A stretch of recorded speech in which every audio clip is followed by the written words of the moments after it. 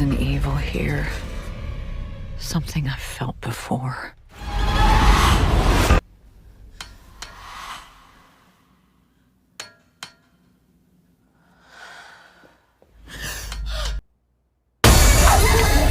Siapa di sini yang udah nungguin babak akhir dari petualangan duo paranormal kesayangan kita? Yap, Ed dan Lawrence Warren akhirnya kembali di film yang katanya jadi kasus terakhir mereka, The Conjuring Last Rite. Pertanyaannya, apakah film ini beneran jadi penutup yang epik dan seseram yang kita harapkan? Atau malah jadi kayak petasan banting yang melempem? Yuk kita bongkar bareng-bareng filmnya.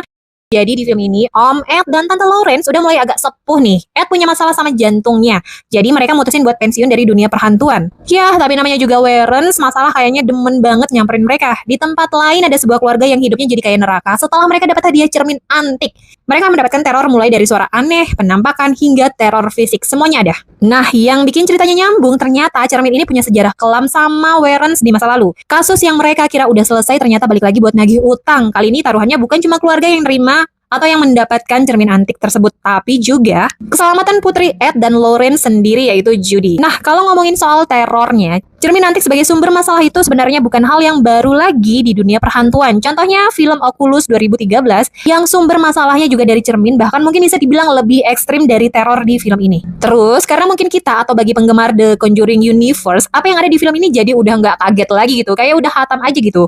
Beda filmnya sama film pertama yang memang serem banget pada saat itu. Menurut aku pribadi, paruh pertama film ini temponya agak lambat. Pembangunan konflik di keluarga yang diteror cermin antik terasa sedikit kepanjangan, sepanjang akhir. Dan sebelum akhirnya, Warren beneran turun tangan. Mungkin tujuannya biar kita simpati sama keluarga tersebut, tapi buat sebagian orang mungkin bakal ngerasa agak bosen ya. Cuma kalau masalah jump scare, ada beberapa adegan jump scare yang worth it banget. Contohnya, kayak dikejar sama hantu yang pegang kapak. Wah, itu creepy banget. Terus, si Judy yang kesurupan mirip-mirip seperti di film Evil Dead. Jadi, kesimpulannya apa? Kesimpulannya, The Conjuring Last Rite ini, apakah film penutup yang bagus, yang paling seram? Itu tergantung masing-masing penonton yang menikmatinya ya. Balik lagi, mungkin feel-nya beda. The Conjuring The Last Rite lebih ke arah thriller emosional ketimbang horor brutal dari awal sampai akhir.